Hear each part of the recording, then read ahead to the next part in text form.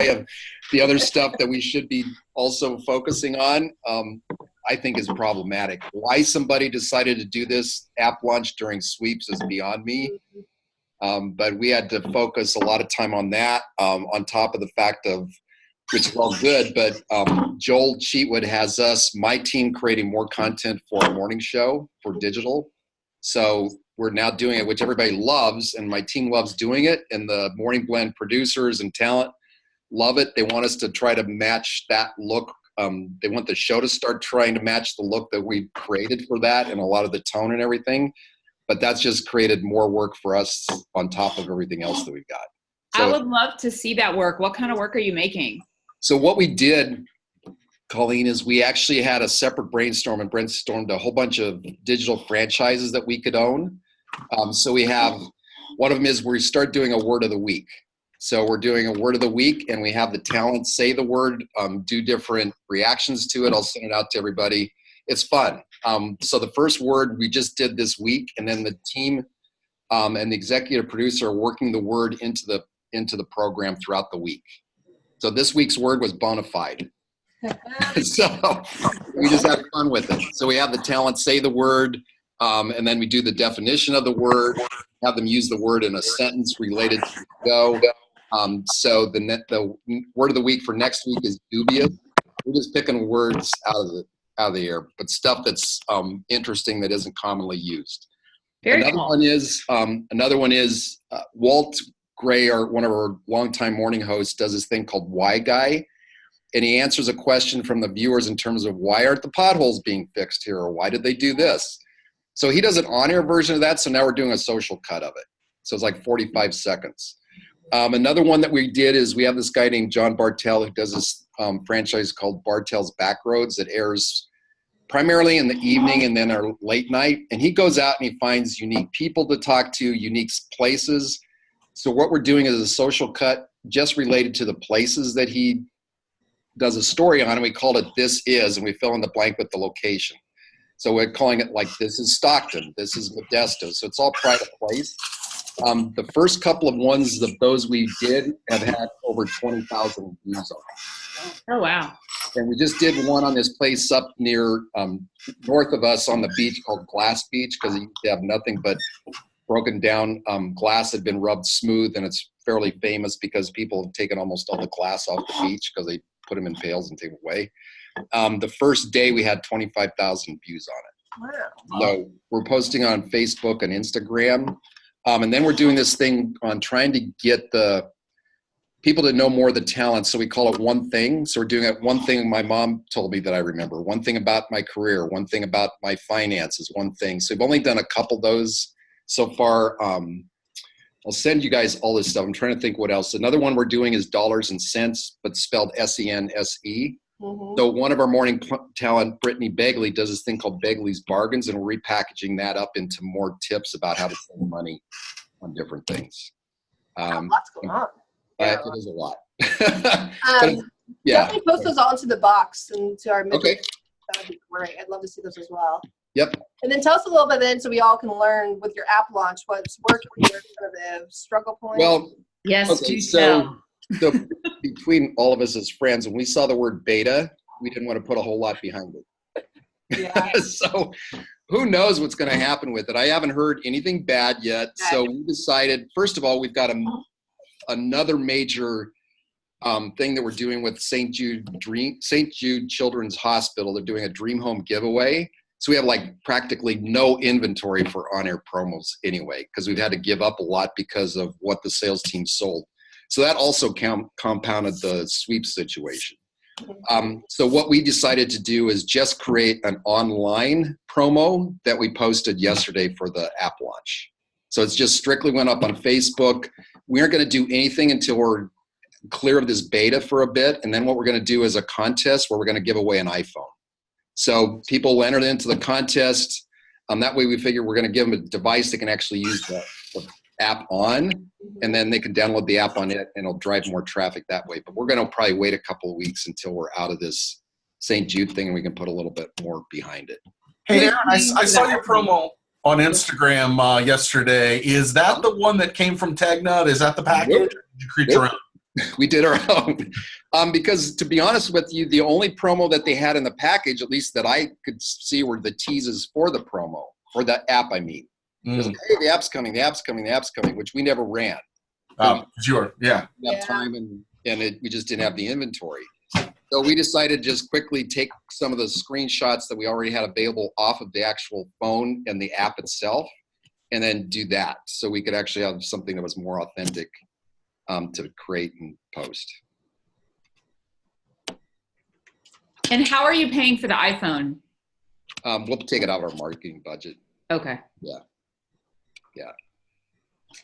And then I might be missing something. Do we all have a schedule of when our app launches are coming out? Have you guys seen that, or is that something I need to They ask? haven't given the dates to everybody. I was like making sure I hadn't missed anything either. Yeah, we were no, given, it's kind of loose. Like they're saying for us, like June, maybe July. yeah, I know some of the stations are all on different schedules. We were on a more accelerated schedule. I think us and Louisville launched yesterday, and then there were a couple of stations that launched, I think, last week. Got it. So you were just yesterday. Yeah, there were a whole bunch. There was a kind of a phased rollout. Okay. And you're not former Belo, right? No. Because the Belo ones, who's Belo? Okay. Yeah, we have a whole. Houston, Austin. Actually, Aaron, your station was a former Belo many years ago. They sold it many years ago. Yeah, that's right. Yeah, we have a whole additional challenge. Yes, you do. Because the ones that aren't Belo, it's you'll still see on the old app. It'll say download the new app here, and you just click on it. It automatically does it, and you just makes it happen. But on the I know you guys that are formerly, more recently Belo stations, you got to have them dump that app, the existing app, and do the new one. Mm-hmm. Yeah.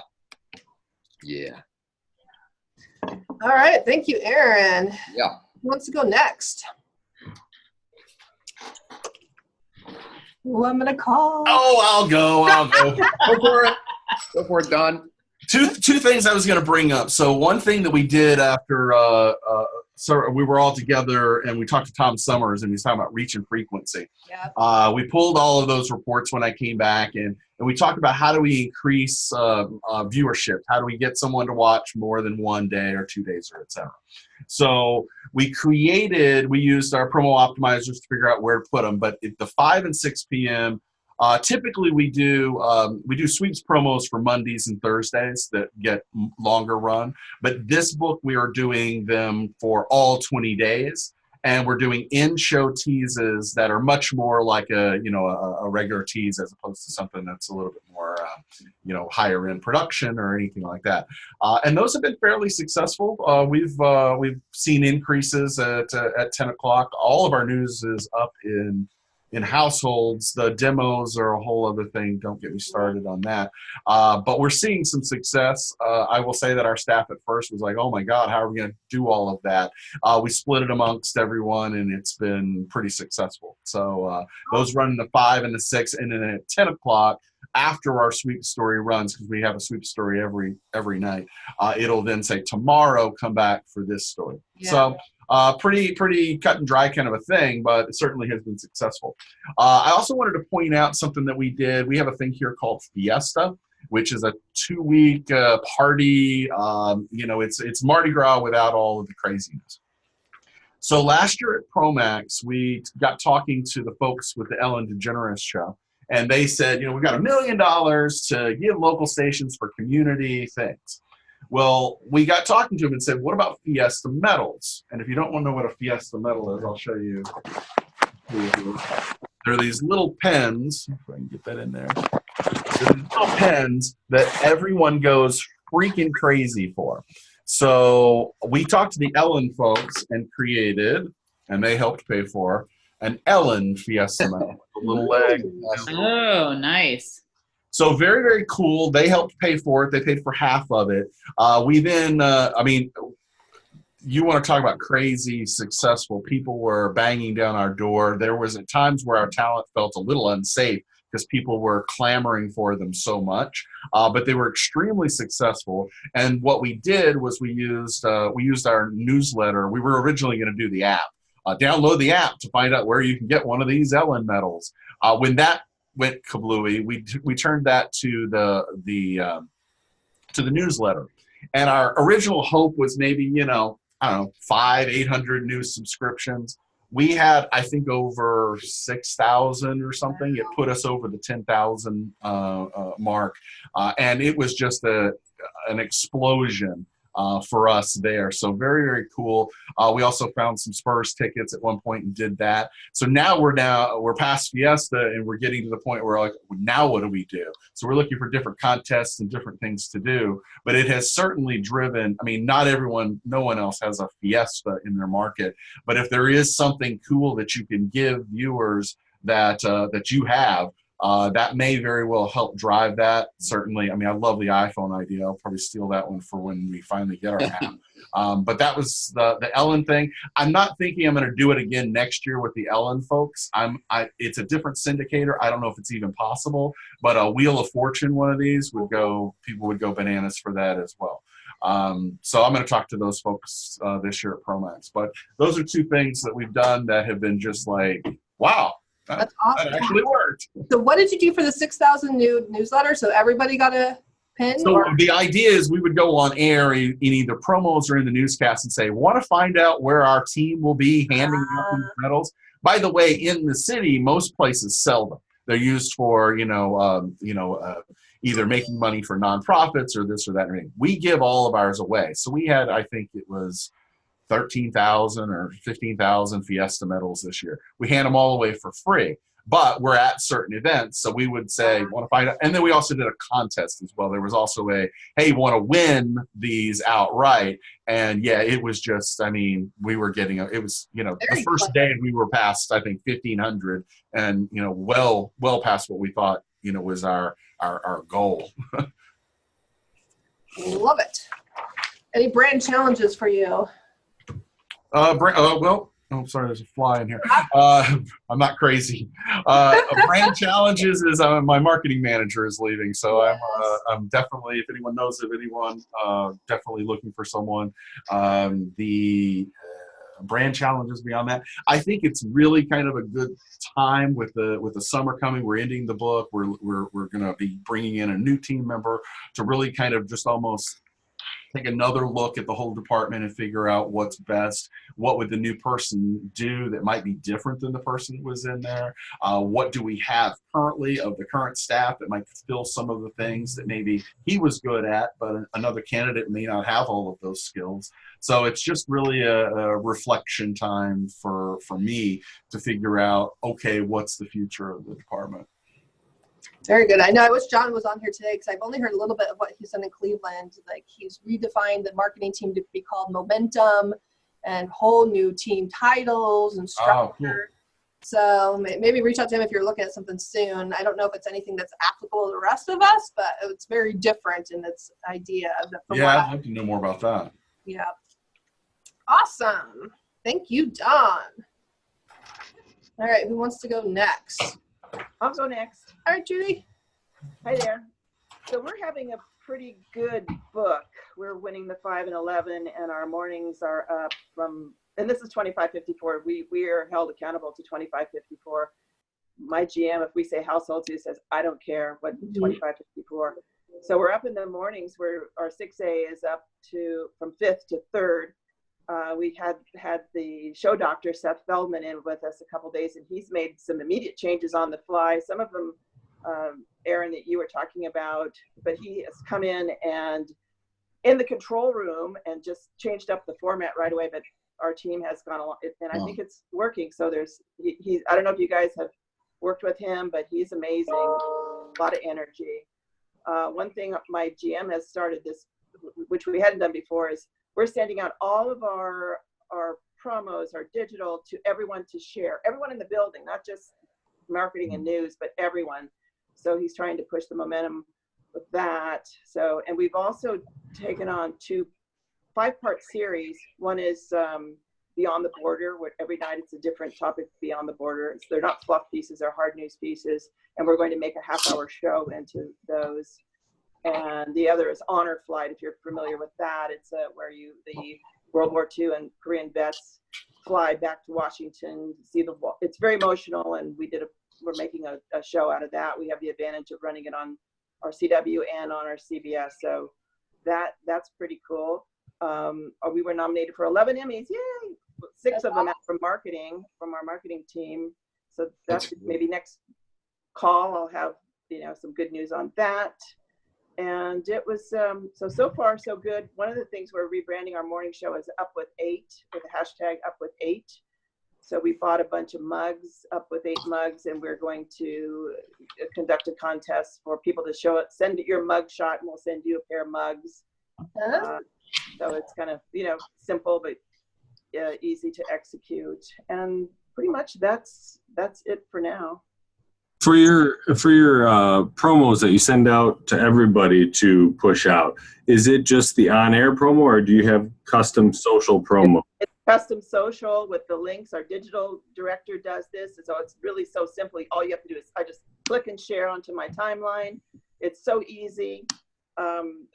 This Beyond the Border series starts on Monday, and we're also going to plaster the building with posters. So just kind of a simple internal. But we have a pretty healthy off-air budget as well. But this is the first time I think we're just engaging the entire station. That's awesome. What's your problem points right now? Just we have not. We're hoping to start our internal brand study and just to get that brand clarity. And I'm probably right after sweeps. I know that my GM's talking to Jim Glass in Dallas to maybe share how he started his process. Awesome. I know that Jessica Hobbs wants to be involved with that as well when we start. So, I think for us, we have a strong presence and numbers, but just redefining what that brand clarity internally, and then we'll go externally. So that's always the looming thing for us. Perfect. Awesome. All right. Thank you, Judy. You're welcome. Anyone want to go next? I'll go. Okay. So the promo optimizer, I'd love to hear about everyone's thoughts with that. So I sat down with our analyst and went through that, and actually shared the data with my news director and my GM too. And we found it to be really not helpful. And so I wondered if anybody else is finding that too. Sorry to interrupt, Colleen. I found the same thing. And the only 2 shows that actually really mattered for us were Jeopardy and Wheel of Fortune.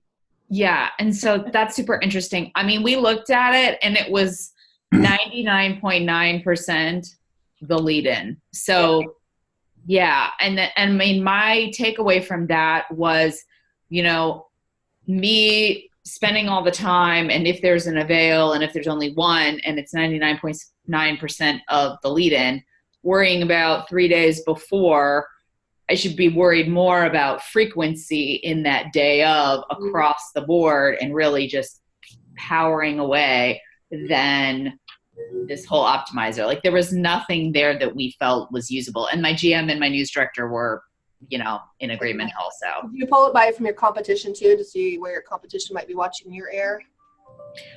We did not pull it that way. That would be interesting. I don't know if it would help at all. Might, but yeah. It was just so like, okay, Yeah. And so I think our promo slots are right now in good places to begin with. And so we just didn't really think that it was, going to be any sort of, helpful space for us. Colleen, I've used those in the past, and one of the things that kind of was a light bulb to me was that, I'd go through the log and I'd place a 10 p.m., sweeps promo, in this show, in that show, just trying to get the word out. And what I realized is sometimes was that I was wasting inventory by putting a spot in a particular show. So what I was able to then say is, okay, well then what really does belong in each of these particular holes, as opposed to I'll just put it on as many places and a lot of eyeballs will see it and boom, I'll get some ratings. A lot of it was a waste. So did you then give those back to get spots in other places, or you just place different kinds of stuff there? Place different kinds of stuff there. Okay.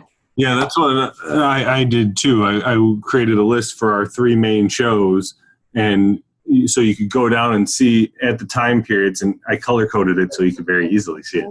But where like, here's the priority for this show for promotion. Here's like second, third, fourth, and then whatever, and then don't even bother. And so I did that for all three of ours, and I found like a big chunk of don't even bother, and that's where we put like some of our sales initiatives and things like that aren't our promotion. We shove them all in that area. But I might consider trying to see if I could move those spots, give up those spots, and take them elsewhere. That's something that I wrote down to look at now. Okay, that's helpful. The other thing, and I wondered if anybody else was having this, was when we were looking at, say, like what was the first choice show, the second choice show, etc. It was a difference of like tenths of a point. I mean, it was so minuscule. Again, we were saying like, you know, number 5, that's 0.5 of a point different. Is it really that far below the number 1 in reality? Did anybody else see that? And what do you mean by that in terms of just the amount of people watching it, or? Yeah, you know, the amount of conversion. Yeah, I've seen the same way in ours. So then how are you promoting your shows? Do you have like 2 main promotables a week? Are you trying to drive every single night as a promotable? So what we're doing now, and again, I'm short staffed, but we, so before this past book, our 10 o'clock was hurting. So we really made an effort to push the 10 across the board because our morning show dominates so strongly. So we were really pushing, you know, the 10 o'clock everywhere. The past book, we won overall. Our only shows that came in second were our midday show and our 5 o'clock, but it was just a hair off. But overall, we could say we won for the market. So we really focused on not only our sweeps pieces right now, but some, you know, some ongoing series that we have. So for example, for sweeps, we look at promoting our 10 o'clock stories on Tuesdays and Fridays. But then we have things that to the viewer look like we're also promoting sort of like a topical, but we're not. So we, for Daybreak, we have a back to school segment on Mondays in Daybreak. We do a promo for that. We have a Foodie Friday. We do a promo for that in Daybreak. Then every Wednesday, we have a series going with one of our 10 o'clock anchors called Does It Work? So she takes like one of those TV products or one of those things and she tests it to see like, does it really work? Mm-hmm. She's been doing this for years. It was interesting when we did our focus groups with Tom. The one consistent thing that came out was they were obsessed with Does It Work? They're like, we love it. It's crazy. Everything from a cotton candy machine to a drink holder for your desk to like whatever. People were obsessed with it. So we branded it. I'd be happy to share the promos on that. And so that runs as, you know, Wednesdays are Does It Work days. Yep. Then we have Thursdays as called What the Beep days. So What the Beep is, we're not only asking for like kind of like y'all were talking about like the traffic verify, like the Y guy thing, but it's really like what's going on, when is this highway going to be done, why isn't it done? They're talking about that. So it's all transportation related, which aligns to our larger strategy for the whole year, which is called Boomtown 2040, because we're one of the fastest growing cities. Our population is going to double by 2040, et cetera. So Wednesdays are so Tuesdays we have, you know, promos for sweeps. Wednesdays we have Does It Work? Thursdays we have What the Beep? Friday we have another sweeps thing, but we're doing a 3-part series. It was a very famous unsolved Texas murder from 1991. So we're doing a 3-part on that. That was supposed to air the first one last Friday, and we had severe weather, so it got bumped. So we're actually airing the first one tonight. So that's going on. And then I also have heavy rotation promos that we made for our newsletter, which has only been running about a month now. Mm-hmm. We are on Alexa, brand new also. We've been soft launching that for a couple months, but finally ready to promote that. And the Alexa and the newsletter are both 5 things you should know. So just got those promos running. And then we have a digital town hall coming up on Tuesday. So we're running on air and digital promos about the digital town hall, which is a big transportation 8-leader roundtable that's only going to be shown in prime time on digital. So we've been doing a lot with that too. So those are some of our Cool. our biggest things. And then I'm getting ready to launch next week a hashtag campaign for the Daybreak show. They wanted their own hashtag. Patty suggested that, so it's going to be Daybreak ATX. The show's already called Daybreak, adding on the ATX, which is what everyone calls Austin, Yep. putting them together so that it's not just getting lumped in with everything in the world Daybreak. There was actually not one post ever that said Daybreak ATX, so I love that we're going to own that from the beginning, but it's not too crazy complicated. It's not branded with the logo or with the call letters, etc. And then for your Tuesdays and Fridays promotables, do you promote that like from Friday to Tuesday? So it's like 3 or 4 days promos, or just that day? So the Tuesday one, we usually start running it on Sundays. Okay. It's a Tuesday 10 p.m. and then the Friday 10 p.m. we usually start on Wednesdays. That's the same thing we do. But we have some others backed up, like the back to school that runs on the morning show on Mondays. We start that on Fridays, Got it. Saturdays. So it's all kind of staggered back. Yep. Yeah, I think we found the same thing with Promo Optimizer. There's like, for the morning show, the Today Show basically does well for us, and then a little bit between the 6 a.m. and 10 p.m. in Prime. I mean, those are basically, we're on the same real estate. So that's where the trick becomes, where do we spend it? The externally, is it on Facebook? Is it on radios, on cables? And then I have pros and cons. Every time we dig in that way, where to go as well. Yeah, it's interesting. Like, I'm trying to refresh a bunch of our promos. The CBS station here literally will like copy our promos verbatim, Yep. Even the verbiage in them. And so I've got a few running right now, and I'm just like, they straight up copied the whole thing. I mean, we have this thing that we say in our promos now that we're on air, online, on social, on web, and they copied that Exactly. thing verbatim. So interesting. And I got a little bit of preview. I don't know if I'm saying this, but it's interesting of the verified promos. I don't know if any of you else were on the call for that, but it was so interesting because it just tells you how you have to hit consumers over the head. So basically when they did, where does verify come from? What station? Any station that was dominant in the market got credit for having the verify. We saw some of the same. Yeah, Nicole, we saw some of the same thing. So Yeah. it's just like, it's a huge learning, like how and then we even just doing research here, like we're the weather rate #1, but Fox gets it because they're just the most well known. So it's just like hitting consumers over the head, and how do we really break free from all of that? So it's just a major learning I'm seeing across the board right now. Yeah. So question on Verify for y'all. So I went to my news director and assistant news director and said, hey, we think that we could do Verify like every Tuesday, kind of like we're doing the Does It Work on Wednesdays and we're doing the What the Beep on Thursdays. I'm like, what if every Tuesday we do Verify? And we'll make a promo for that, et cetera. And they were like, we just don't have enough Verify content yet. We're not getting enough from Jason Puckett, and we don't have enough locally ready to produce, or that we can make sure that we're, ready to commit to that. Are you guys finding the same thing, or? Yeah, it's kind of our current interim news director. She's the Verify champion, and we are running quite a bit of the call to action promos. But it's not regular, and that's what I have a problem with. We need to have a regular feature and get behind it.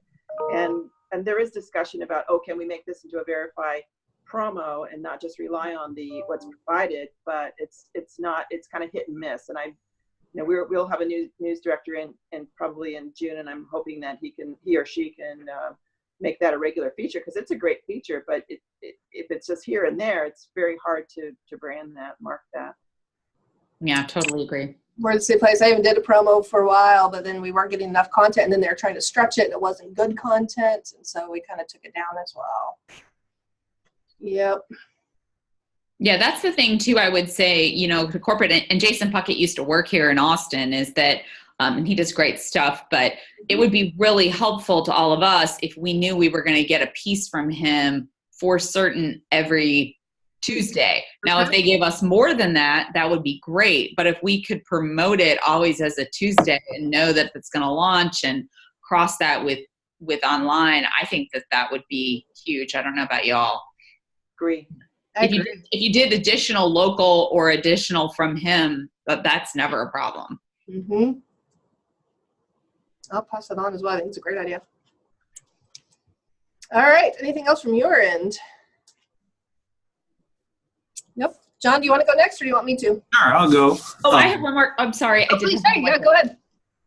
So we're finding in our market, and this is a big headache for my sales team, but it's also for us. I wondered if anybody else is seeing this. So the two other main competitors in the market, the NBC and the CBS, have both left Nielsen, and they're using ComScore now.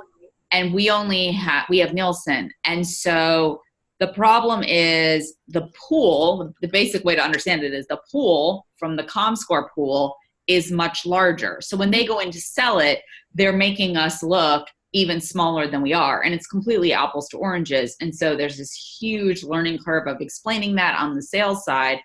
But it's also kind of crappy on our side because, you know, we only kind of get to see those ComScore numbers if we see a competitor's pitch in the sales process, and then it gets passed back to us. But, you know, I don't know. I mean, I don't think Tegna's ready to leave Nielsen anytime soon, but I wondered if anybody else is experiencing that and how you're tap dancing around that. Yeah, we have the same issue, and our sales team, like you said, it's an educational thing. Like they go in and say, "No, hey, wait a second here. You got to remember these are two separate things, and you're comparing apples to oranges." And they actually sit there and lay it out and say, "Okay, ask them to show you our ComScore number too, and here, this is our Nielsen and their Nielsen number, so you could see." And, you know, It's just basically such a major learning curve for something that's already so hard to understand, I think, for advertisers and even people in our own building, that I think it's just like making it even more complicated for them.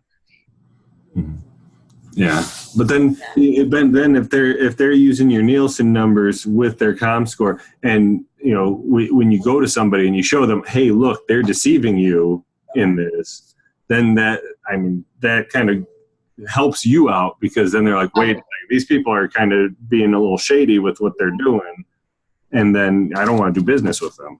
Right. Anybody else have that?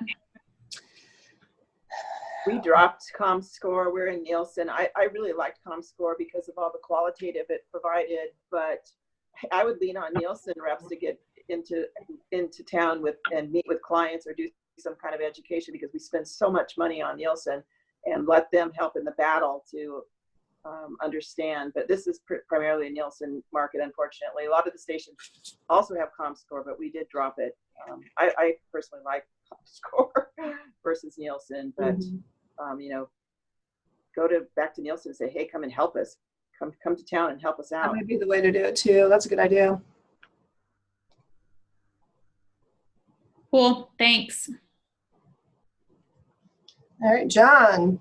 Well, one of the things you're talking about hitting viewers over the head. So our marching orders for my department, you can kind of see it a little bit here on the wall. It says grab, simple, direct. Nice. Kind of what we're focusing on with our promotions right now. Try and do something that gets their attention off the top, and just be very simple, because my team tends to be a little on the creative side and like going with, you know, creative wording and things like that. But I'm like, you're muddying the waters. We just basically have to hit them over the head and say, this is what's going on.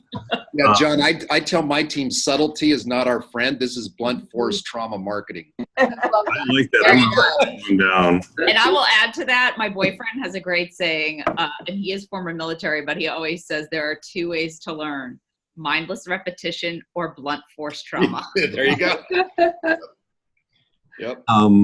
But one of the wins is you know, after the frequency and tune-in time and reach talk with Tom Summers, I ran that on all of ours and analyzed it and figured it out. And I told people, this is what we want to do. We want to try and work on this. And I finally got them to regularly do in-show teases, both within the show and to the next day. We're still working on to the next day because that requires them to think ahead. But we're at least now they're actually teasing in the shows, because so many times we just go to break, like, oh, we'll be right back, and then go to break with no tease. Now I got to work on getting them doing good teases, but at least they're doing teases right now and thinking about that. So that was a win. Also with push alerts, I went through and I captured them every single day and I'm still doing it, although not as frequently. I'll do it like maybe once a week, and I basically critique them and show, okay, here's how this was written, here's how it should have done. Was this story the best selection? Go through and do that for our morning show, because our morning rush that we have, where we push out a push alert for it in the morning, and just rewriting it, because they were long, they were wordy, they were like one story that they would even mention, and even that wasn't that interesting. One morning. One thing with that I can help and share with any of you all, because I'm in the dual role. So there was just a deck that was put out by Joni and the digital team on best practices for SEO with push alerts, which I'm guessing probably none of y'all got, but I get because of my dual role. If you want me to share that with you, I can share that, and then you can even like layer that into it. And there's like some hard like do not do's that people were doing a lot before within those, like things in all caps and crazy stuff like that. If you want me to share that, be happy to give it to you. Absolutely. Might be like, hey, have you guys watched this? I just had a long conversation with our digital director, because every single morning at 6 a.m. they would tell me who got stabbed, who got murdered, the death and destruction. And my competitors would be like, here's what today's forecast is going to be. Here's, there's a rollover accident on I-10, things that you need to know. And then and we're not supposed to be that station, right? But that push alert is branding. And it's telling people we are the death and destruction station. Yeah. We're not. And what it turned out was, well, the top story in the morning show is usually we have a reporter on some terrible story, and that's what they were using. So we've switched that now to where they're going to focus on some of our branded content and some of our franchises, and I'm hoping that's got a much better feel and seems more like Ken's as opposed to what the digital team is making us look like. Well, that's a huge point. Like, I think that is so good. If you just sit back as a human and think about, when you grab your phone, which most people do before they get out of bed, do you want to see like murder, or would you rather see like, there's a wonderful festival this weekend, it's going to be a great weekend for a hike, or, a new restaurant or something? Gosh, that makes so much sense. It does make so much sense. Come back and say that the push alerts that were about crime get more clicks. And I basically just said, I don't care. I'd rather have less clicks and portray the television station in a proper way. Yeah, because all that ends up being done is it's clickbait. I mean, our competitors, KCRA, the number one station, that's all they do. And it's half the stuff isn't even in this market. Yeah. It's stuff that's outside of the market. And then we're just being exactly what people don't like about us, right? Yes, negative. We're all negative. All the worst things in our city. Exactly. Yeah. And anything else, John? Yeah, overall, not doing terrible in the ratings, but the days that we did do good were days that we did heavy social listening content. So I'm hoping that's clicking with, we keep reiterating that in the morning meeting, with the news people of, listen, when we're taking these stories from social and what people are talking about and do them and then tell them that we're doing them, they tune in. So the couple days that we have had good stuff has been like heavy social listening days. We're also, we tried a bunch of stuff this sweep. I was trying to promote like whatever stories we had for our 6 o'clock. We would pick, okay, well, this one on the Grand Haven Bridge. Okay, we'll do a little, quick little targeted Facebook campaign to Grand Haven about that story and tell them to tune in and tried all that, but that wasn't working very well. And so what we've been doing recently is kind of like social headlines, almost like a social video of like some of the top stories that we've got going on that day, the most interesting ones. And just giving you like a little one-line thing so you can watch and go, oh, that's kind of interesting. And then in the post, we're saying, hey, if you want to know more, watch right now, because we'll run it from 5 to 6:10. So that way, if you see this and you're like, oh, I'm interested, you click on it. Or if you see it, you can either click on it and stream on our website or turn on the TV and you will have our news going on right at that time. And that seems to be helping some, because we got really good numbers on Friday with that, and decent yesterday. with that. So but it all depends on the stories. Like the social listening stories do well. And I mean, it's really just trying to get our shows in the acceptable realm. Yeah, focus on the fundamentals. Yeah, we're still not there yet. It's been rough. Our news director and GM had to do an apology tour one day. Oh no! Based on a morning show. So. Oh, fun. Oh, John. My. All right, thank you. Brenda, are you on? I think you're on. Yeah, I am. Thank you. Sorry I joined late. I had a morning meeting I had to get to. On the challenge side, we are very challenged by Nielsen right now. Mm-hmm. You know, we had a fantastic February book, and I talked about that in our March meeting, and we're having a terrible May book, and we haven't done anything different. You know, we weren't great in February, and now all of a sudden we suck. So we did a deep dive into the pipeline report and discovered that there's been a major churn in the meters, and our major county where we're strong is significantly underrepresented in the sample. Yep. So, you know, we always harp on Nielsen, and you know how Nielsen is. They just give you a bunch of pablum and nothing really ever changes. So that's really concerning to me. And then, but on the brand win side, we have one of our investigative reporters she uncovered this issue in the education system way back like in February, where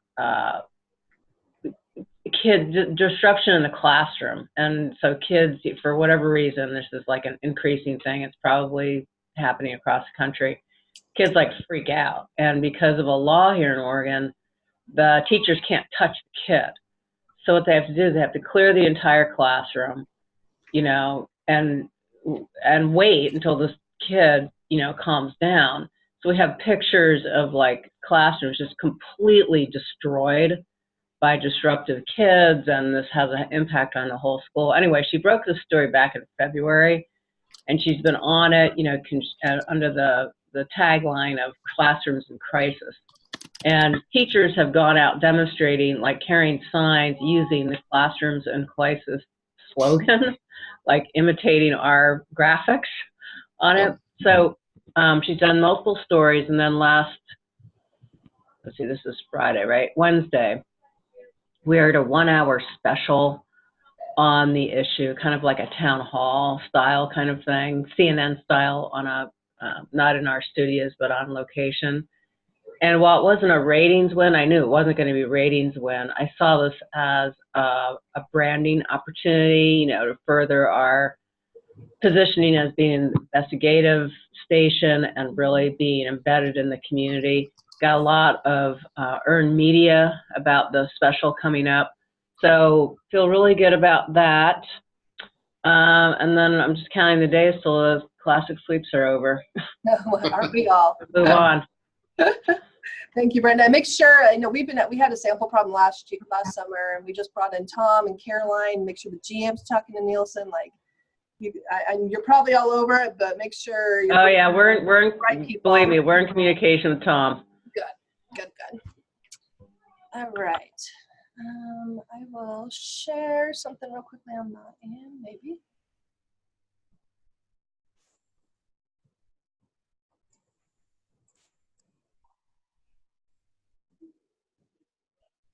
I always have such a problem sharing things. Okay, can you guys see that? See Brand at 5 on your side? Brand Health? Yes. Yep. Awesome. So I'll take you guys through this really quickly. I don't know why I'm trying to tackle this in sweeps, but as I talked about in our offsite in March, feels like just yesterday, we are struggling internally on understanding what 5 on your side means, both internally and externally. So I did a test run last week with I call them the pro centers. That's not right. The people that are positive. What word am I looking for? Prosumer. Thank you. People that are positive internally, that are going to be like the energetic and wanting to move this thing forward and kind of get it, not these centers essentially in the organization. So I wanted to share with you, I loaded this in the box, this presentation, kind of, I think it was somewhat successful, still things we can learn a little bit. But we started off with 2 things I really wanted to move the needle on was, I hear a lot internally, like, I don't think brand's important. We just need to have good content. The brand is going to be what it is. So they just don't understand, even a lot of people, why branding is important. So how important you think brand is, and then how clear is your understanding of brand. And then you'll see I did this as a post, and we wanted to see if we got any improvements. We had them bring in their favorite brands as an exercise, and this really was because we wanted them to get about that it wasn't like we have a problem that we changed our name and people just don't like our 5 on your side name, that your favorite brand isn't about the name, it's about what the brands feel, what they represent. So that was kind of the evidence of, we started off by bringing your brand and talking about why it is your favorite brand, so that we have a conversation later on that naming wasn't why you liked it, it was the feeling and what that brands delivered to you that what's important. We talked about why brand is important here, again, that you look at any industry, and then Tegna did it as well, that companies that are successful have strong brands. It doesn't matter how much money they have, the people that are involved, your geography, the category, the industry. Brands win when they're strong and they represent something to a consumer. So brand is the common denominator in success.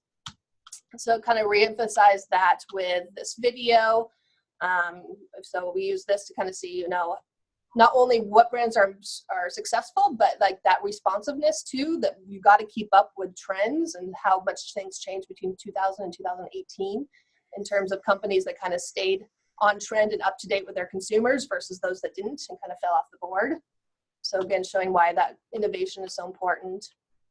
So then I took them through all the data to kind of get the groundwork on why we're here, which is why people, our consumers our employees still feel like we're playing catch up on the brand change, no plan in place to ensure the brand had meaning to our employees. So those were the big things.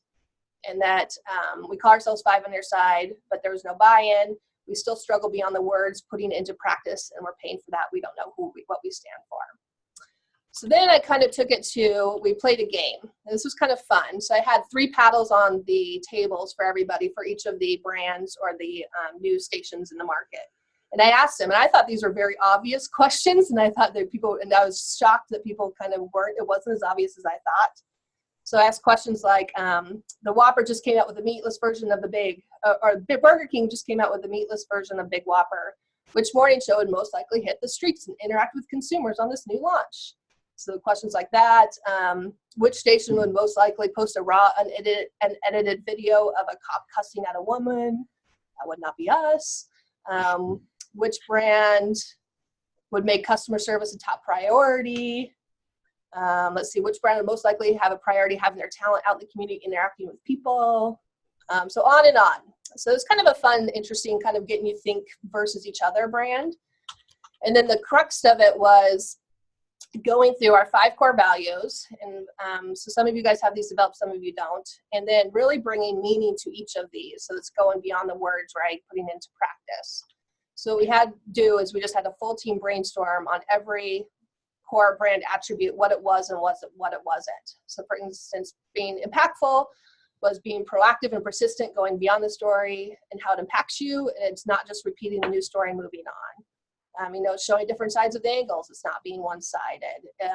It's being an easy to navigate website. It's not a hard consumer unfriendly website. So this is like phase 1. I'll go through some other examples. Being connective is engaging with their audience online in a consistent way. It isn't not responding on social media or just forwarding on calls. It is treating everybody that calls us with respect and importance. Let's see, what are some other good ones? It is knowing our consumers, being connective. It's not being disengaged with our audience, not knowing them and what they're looking for. So starting to put those tangible assets to how do I portray the brand every single day. Trustworthy was interesting. We're always transparent. We're always real. What were some other ones that were interesting here? We always value our people. It's not using cliches in writing. It's always fact checking and double checking everything. So anyway, this is all in the box. If you guys find this helpful at all, what we didn't get to is we're having a lot of cultural problems. I wouldn't say a lot of cultural problems, but we're just finding that people aren't treating each other internally like we want to. So what we're going to try to do is connect behaviors to our brand attributes. So when we are connected, what does that mean? That means that we work as a team, that we're responsive to each other. It doesn't mean that we're going behind each other's backs or saying we're going to do something and then don't do it. If we're trustworthy, that means that we say things out loud. We aren't backstabbing and going again around people to get things done. So we're going to try to connect and reemphasize the brand through behaviors that we'd like to see start seeing as well. Then we did the post survey, and then here's kind of the results. So here's the people holding up their plaques of which brand. So we had on the pre-survey, okay, so we had basically a 5-point gain on understanding the importance of brand afterwards, and a 3-point gain on understanding our brand. So at first I was like, I don't know if that's a lot, but after I was talking to people, they're like, well, after an hour and a half, that's probably pretty good for the couple people. So it's my first attempt. I'm trying to think if there's anything else. Again, if you guys have anything else, shoot me ideas and emails, but this is definitely kind of a passion point, what we're really focused on here, because my brand challenge was to you guys too, is that we also got through the data. Sorry, I talk super fast. That our consumers say, well, which side are you on? 5 on your side, which side are you on? So I don't know, John, if you've had any feedback or had that problem, or if you guys have any ideas on how to address that. I know. And the other thing I'm struggling with, I don't know if any other stations are legacy stations. So we were the first station in St. Louis. We're the first on color. So we have this point of difference of legacy, which every employee has this passion point for. Yet I don't want to be hold back to this tradition. I kind of wanted our station to be the forward, the most high impact graphics, the most forward thinking. So how do you kind of marry those two? Is there a way, if there's any other brands you've seen that have done that in a good way? I'd love to get some ideas on that as well. I know. How many people, Nicole, did you have participate in the survey? And then how many in that exercise with the paddle? So the exercise with paddle, I think I only had 10 that day. And I've got to decide then, because it was in sweeps, and so I've mainly picked a lot of, more digital people and marketing and sales that could kind of break free. And so my goal is to probably get the hard people right after sweeps, my 10 p.m., my late news, my core. Yeah. So I'm thinking right now I'm going to do it in like groups of like 15, 20, just kind of really so that they feel like they can talk a lot. Everyone gets a voice in the room, and we're kind of dealing with questions. Because it's interesting, even these one-on-one meetings that people were able to voice, like we haven't closed a union contract and how big of an issue that is, and how so you're kind of just allowing people to kind of voice concerns and issues as well.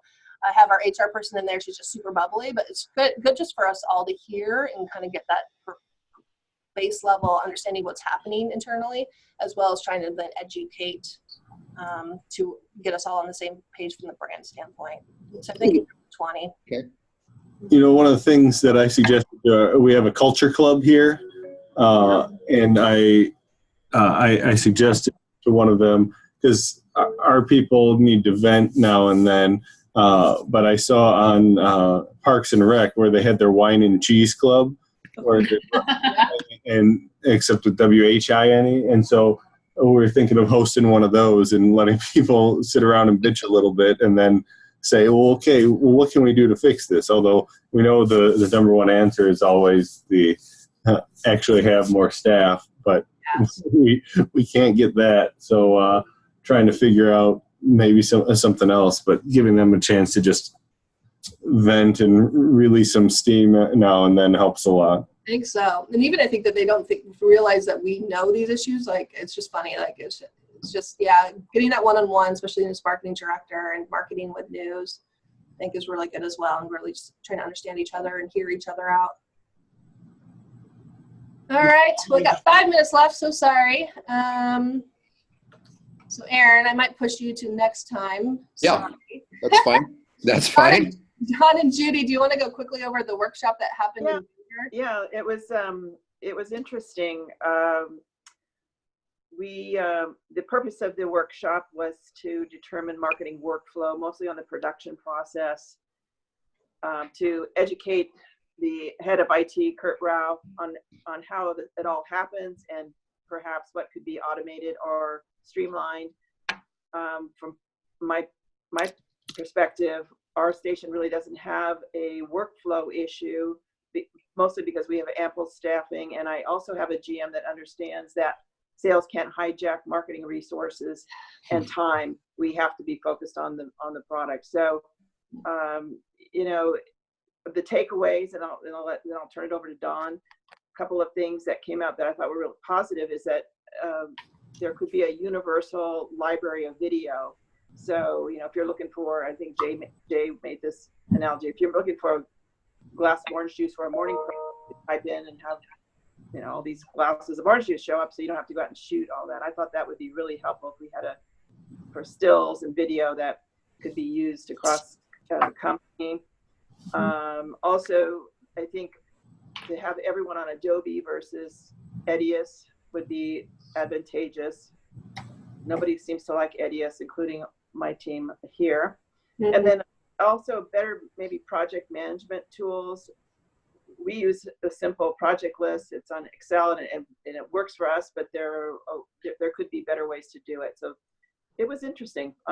You know, again, we're fortunate that we have enough staff and we have a good setup, that we're not bottlenecked, but listening to some of the challenges from our collective about how sales is just coming in and taking everything. I just, you know, that again comes, you have to have your GM that supports the market efforts. So, I agree with Dawn? Yeah, I mean, we're very similar to Judy. We don't really, you know, have too many major issues when it came to workflow. So as I was sitting there, I'm like, gosh, none of this really affects me. God, please don't put me on Basecamp, et cetera, et cetera, et cetera, that I'm not currently using, that I'm gonna have to learn how to use, that I've heard, you know, yeses and nos, but a lot of negatives in those spaces. So yeah, I mean, it really depends on your station. You guys all may have like, oh, but that's a major issue for you. Certainly wasn't for me. Certainly wasn't for Judy. A couple of notes that I did take. There was something. WFAA had a system, and another station had issues with equipment checkout. If equipment would walk out of the building, where the hell did it go? Oh, no one brought that back. Oh, whatever. They have a system called Check Room, CheqRoom. So QR being so it's a barcode. And as everything goes in and out, I think it's done on an iPhone, you check in stuff, you check out stuff, and they're able to keep much better track of things. I thought that was kind of interesting. And let's see, you know, honestly, there was more of my notes were just, again, when we're all together and people start talking, you know, Jay was talking about how their station doesn't do topicals in a written format. They were spending all this time writing and figuring out, and can you check this script? And so they're improvising, they're ad-libbing them, they're working with their anchors and doing that. I thought that was very valuable. So the portion of the thing that we were there for wasn't necessarily right for me, but I picked up, you know, 10 other things. I'm like, oh, that's interesting. I can use that. So again, I just always love it when any of us can get together and just talk this stuff, because everyone has so many great ideas and the things that you just go, I never thought of it that way. You know, I've been doing this for a long time. You know, there's things that's like, oh, wow, that's awesome what they're doing in another market that, you know, I just never thought to do, or just didn't realize why that would be so successful. Awesome. Don, I want you to put in a spot. How are you doing on Promax? Any updates for us on that, or things we should know? Yeah, no, I'm working on the final, the list of what we're going to have. I know we're going to have someone that's going to talk about production values and upping production values. I'm bringing my news director, so he's going to talk about, you know, the news and marketing relationship. There's Colleen is going to do some stuff on digital marketing. We're also having in Troika is going to come in and walk us through the T18 package and kind of a look at the future. In fact, I saw a note yesterday that was calling it T19. Nice. So, okay, what's that going to mean? What are we going to be getting? What are the trouble spots for the stations and how they could be able to help? I know there's work probably behind the scenes that I don't know about necessarily yet with Troika on adding to the package. So they'll probably spend about an hour there. I've been sending out to everyone that's coming some kind of basic information besides just getting your hotel rooms, etc. I found that a lot of people over the years that we've done this, they send somebody that's never been to Promax. They don't know how to dress. They don't know what kind of parties, what the deal is with the party. They don't even understand what each day is for. So we kind of outlined that to folks of on Monday, it's going to be Tegna Day. On Tuesday, this is a chance to talk to your syndicators and do this. On Wednesday, the networks. Then on Wednesday, the syndicators.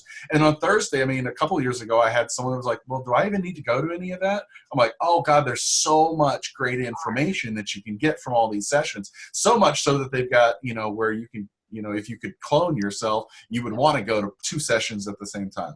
So a lot of it is just kind of education of that. And then, you also have to figure out some sort of like a group dinner. If anyone has any place in Vegas that would be reasonable and not that far away from the Mirage or whatever, let me know, because I've kind of run into some roadblocks with that. Either places that are booked or they're way too expensive or something like that.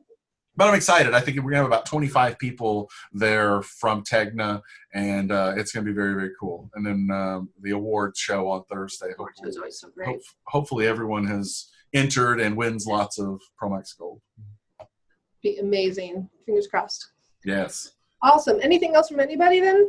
I have one thing, Nicole, and it goes back to the workflow, because one of the things that I realized after David Montgomery, who came, and I know, Don, Dave, that gets in the way is that this whole box licensing issue, that only marketing people have access to box. And yet when we do something like an app launch and that stuff in the toolkit has to go to somebody else outside of marketing, I've had huge problems with our digital team not being able to access that no matter what steps we take to share it as just a person to view it and download it, person to edit it. They just can't get to it. So then we have to go through multiple iterations of something else to download it at our end, put it up in Dropbox or put it up in something else, and then back. So I don't understand how we can use something like Box, but in such a limited fashion when we're trying to amp up the marketing efforts. And I know, it's like marketing now feels like amped up, but the news doesn't have access. And then yeah, I'll say this though, because we've gone through that and I've used Box in past lives. So Box is fussy about every file as to how it's set in every folder, but you can go in and just set them to anybody. So even people outside the building, it's just who's ever uploading it needs to make sure. So because this came up and Meredith was like, we're just not buying licenses for everybody in the whole company. So it's kind of on us to make sure that they're set to public. And then anybody can open them. So I've tried that, Colleen, and we're still having problems. Okay, I'll send you a link, and it might help with some of it. But yeah, it's very finicky as to like if you set the file but the folder's not open and things like that, it'll just blockade it right away. My suggestion is we dump Box and go to Dropbox instead because it's far less finicky. Yeah, the sad thing about that though is like Meredith's, well, from what she was saying, like Box is going to become bigger, so I don't know what's going to happen. Yeah, probably not. It's going to happen either. Sorry. Yeah. Thanks for bringing that up. Definitely. The only other thing I have is shoot me some ideas and some emails. I really want to bring in some guest speakers or big topics that you guys want to make sure that we bring to the meetings. So shoot me the moon, like, I don't know, CNN innovation person. But shoot me some ideas. I'm going to be thinking about it too so that I can start kind of setting up the schedule for the rest of the year.